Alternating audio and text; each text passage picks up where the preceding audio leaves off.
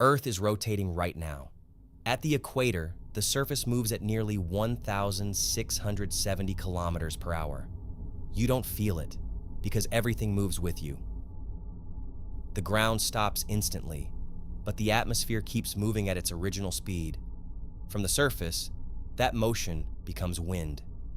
At these speeds, glass cannot hold. The pressure exceeds its structural limit in milliseconds. Windows don't explode outward, they fragment under compressive shock. Once the glass fails, the load transfers to the structure. Steel connections begin to strain under lateral force. The building does not collapse, but it is no longer stable.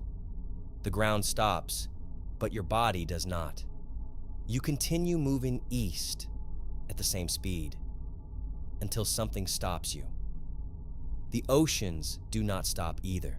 Surface water keeps moving east with enormous kinetic energy. Massive offshore structures suddenly face a lateral force they were never designed for. Where the ocean meets the eastern coast, momentum has nowhere to go. Water begins to pile up along the shoreline, not as a towering wall, but as a sudden, violent rise. On the western coast, the opposite happens. Water is pulled away from the shoreline. Harbors empty with terrifying speed.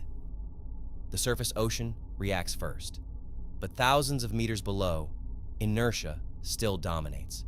5 seconds is not enough to move the entire water column. When rotation resumes, the ground accelerates instantly, but the air is still moving at a different speed.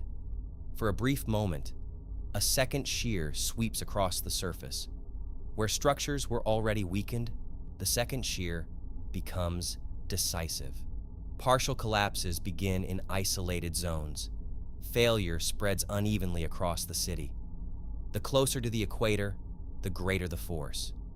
Velocity decreases with latitude. Impact is a function of rotational speed.